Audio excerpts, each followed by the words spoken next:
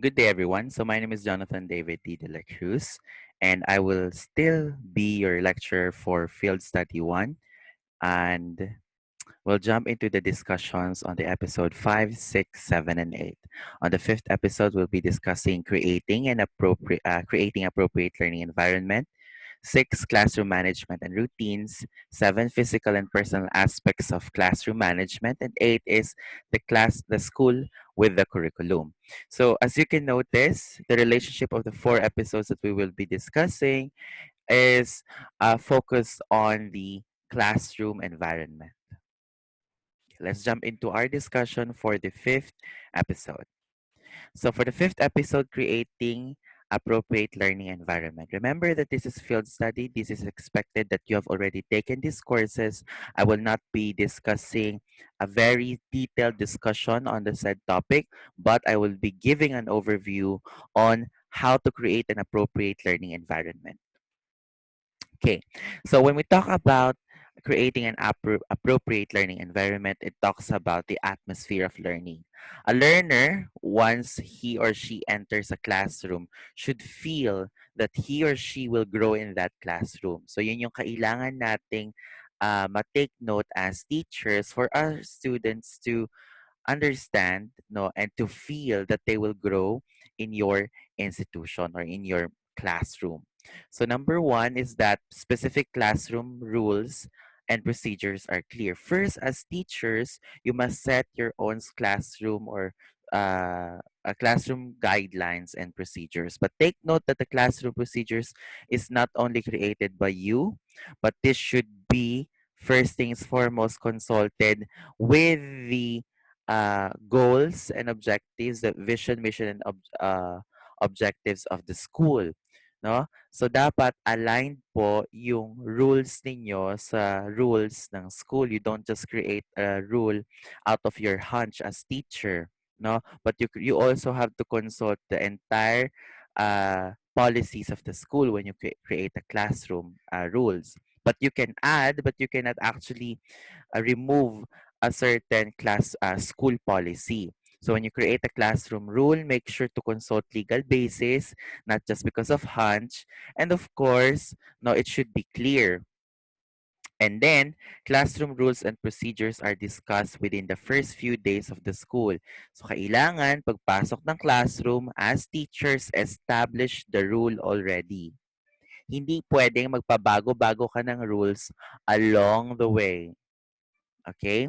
Um, but of course, there are rules that are working in progress, but certain rules have to be fixed when it comes to late policies, when it comes to absences, when it comes to misbehaviors. These rules must be set at the first day of the class pa lang for the students to not have the idea of inconsistencies of the rules. Kasi sometimes teachers applies a rule to a certain student but does not apply to a certain student. Okay, so ayaw nating maramdaman ng estudyante natin yung unfair treatment sa loob ng classroom natin. So at the first days pa lang, kailangan ma-establish na yon. Why? This falls on the philosophy on or psychology on conditioning. So the students must be conditioned when it comes to rule implementations. Okay?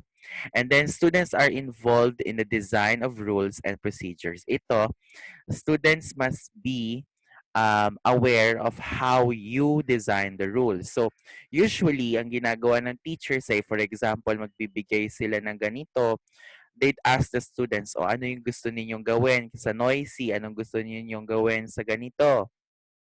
Okay? Ilang minutes ang gusto nating gawing grace period. These are consulted to the students and consulted legally. Kasi we want the students to feel that they are part in the development of this classroom policies. Ayun yung gusto nating maramdaman. Why? Because dahil naramdaman nila na sila ay parte ng paglikha ng polisiya, there's a bigger obligation in themselves that they have to follow the rules that they have created, right? So dapat maramdaman ng bata when you create a classroom rule na parte sila sa paglikha ng classroom policies for you to have higher chances of them following the rules. kasi sila yung gumawa ng rules na yon. And of course, to give the liberty to the students on what they can and they cannot do. And next is techniques to acknowledge and reinforce acceptable behaviors are employed. There are policies when it comes to reinforcing to students. Take note that we do not promote a very harmful environment. Of course, schools, classrooms are expected to be places of intellects and learning, but as well as promoting good character, promoting goodness and kindness as well. Ayaw natin na remember that the school is a peace zone. We do not promote harm inside the schools. So, therefore, there are acceptable behavioral reinforcement to the students, okay? Which teachers should be aware of. Hindi yung basta-basta ka nalang magbibigay ng parusa na hindi naman angkop para sa ginawa ng ginawa ng estudyante na mala. So hindi yun din yun pwede. Okay? Clear limits for the unacceptable behavior are established and negative consequences for such are communicated. So classroom process are democratic. So when it talks about student misbehavior, unacceptable behavior, again, there is a policy for that. If you're in a private school or in a public school or sabihin natin nasa higher education ka, merong student's manual, merong faculty manual wherein doon nakalagay kung ano nga ba dapat yung mga reinforcements na pwede mong gawin. Dapat malinaw yun sa gagawin nila. And dapat malinaw din na makikita ng estudyante na nai-implement ninyo yung rulings and procedures. Okay? Hindi pwedeng mag hindi mo idadaan sa proper procedure yung deliberation ng punishment ng bata, yung basa-basa ka na lang magpapapunish. No, there's a process for that, some of which involves calling the parents, pumunta sa school, or involved siya sa parent-teacher counseling, or the teacher will go to the school's house, to the student's house to address the issue. So, because of that, because of these actions, no, the students may feel democratic inside the school or inside the classroom, that they feel that they are involved. Tandaan na maaari nating idaan sa demokratikong pamamaraan ng ating pagtuturo kasama ang mga estudyante sa paglikha, sa pag-implementa at sa pag-evaluate ng ating mga rules and policies sa loob ng classroom. So, a classroom must be, number one, inclusive. Isa sa mga naging talakayin natin pagdating dito sa field studies, that a student must feel inside your classroom.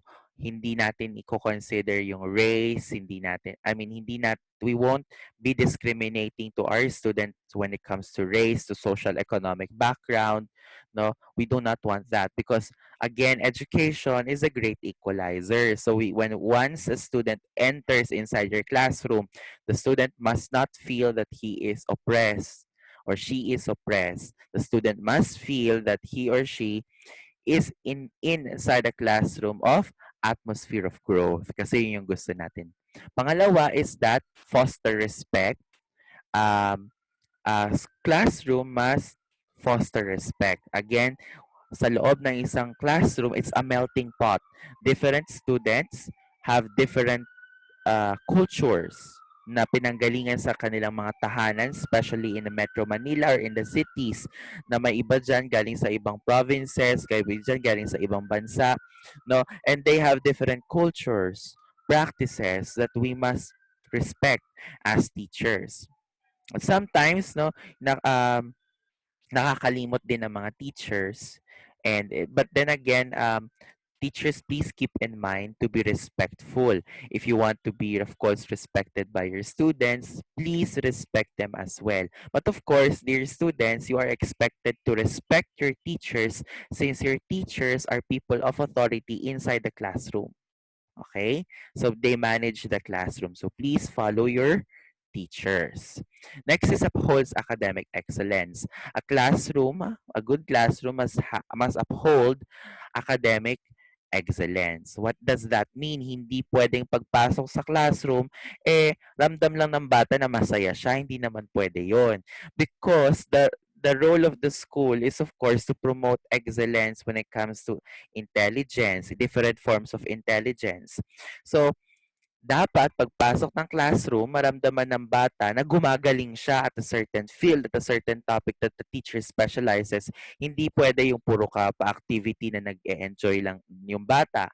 Although we promote learning by doing, of course, and then learning that the students enjoy actually doing, and they also learn from it. Hindi naman, as I have said, it's not enough that the students just enjoy the subject, but must learn the subject, because that's the role of the school, to teach and to educate the community.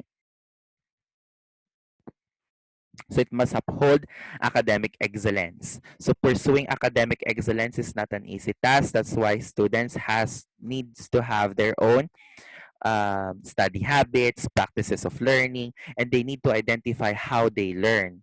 And through that, as teachers, we need to help our students identify how they can easily learn their own way for them to develop their own study habits. Because again, sa education system natin ngayon in the 21st century, we do not expect to feed knowledge to the learners. Okay? We don't feed them with knowledge na lang. What? We facilitate knowledge already. Next is promotes moral integrity. Now, moral integrity talks about a lot of things, one of which is cheating. We do not promote cheating inside the classroom. Right now, no, there's a lot of chances that the students might be cheating. That's why classroom management is actually very difficult when it comes times of in an online class, or when it comes to distance learning, because we do not know how the learners do it. But then again, the learner must develop moral integrity. That's what we want. We want the learners to develop moral integrity with inside or even outside the classroom. Okay, because if you really uphold academic excellence, definitely you'll also promote moral integrity. And then classroom must be meaningful learning. So inside the classroom, what the learners learn must be meaningful for them to understand it deeper. Kasi may mas halaga yun sa kanila. You do not require, example, if you are teaching a certain subject, you do not require a student that is basing on the curriculum guide, 'di ba? There are differentiated activities. You cannot require an activity that the student cannot actually do, right? So dapat meaningful 'yon. In short, it should be in context to the community. Dapat naka-in contextualize 'yon doon sa komunidad ng mag-aaral. Next is experiential. Of course, we promote experiential learning for the students, no? Kasi nga in Kolb's psychology of learning, it's about if the students are performing or using all of his senses, or a lot of his senses, the higher chances that the student will remember, okay, or understand what is being taught. Okay, so apart from that, we can also relate learning in whatever students actually learn. Say, for example, discuss in biology, or in a certain subject in sciences, you discuss about growth of planting palay rice. So you would discuss that in a place wherein mas ma-appreciate yun ng mga bata na nagtatanim or nasa family of na meron silang farms, because they would know the science behind it because they experience it. Another one is if you are in the cities and you are in an economics class, pinag-uusapan yung mga presyo at namamalengke ka, okay, or you go to the groceries, mas madali yun sa'yo kasi, di ba, the learners can gather information in their experiences. Okay? So make sure that the learning should be meaningful for the students para hindi nila tanongin para saan ba tong inaaral namin. Okay? Next is differentiated learning, considering the different types of teaching, different styles of learning. teacher should also administer differentiated learning. Okay, hindi nat uh, in the in the differentiated learning, we want to kasi ngayon hindi na one size fits all. We want to give activities that would foster those who perform better when it comes to kinesthetics, when it comes to um, cognitive, no, and when it comes to different facets of learning. So yun yung gusto nating gawin. Ayaw natin na magbibigay ka ng multiple choice exam, tapos yun na lang lagi yung ginagawa mo. Again, we foster differentiated learning. Therefore, we should also foster differentiated um, assessments. So, differentiated learning, hindi naman pwedeng puro lecture ka lang. Dapat nagpapa-activity ka din. Dapat nagbibigay ka din ng inquiry-based activities like you make the students think of their answers para ma-probe in, para magkaroon ka ng reflective learners. And then lastly is that a classroom must be motivational. Motivational in a sense that the student would want to come back in your classroom the following day, and then the following day, yung mamimiss ng bata yung classroom mo because they are motivated every time that they enter your classrooms. So that's what we want. Okay, so creating an appropriate learning environment. This is just some of the things that we should consider. No, but then again, I expect that since you're taking field study one, you've already taken these core subjects of professional education courses. So that would be all for our fifth episode. If you have any questions, please feel free to email me. Thank you very much. Bye.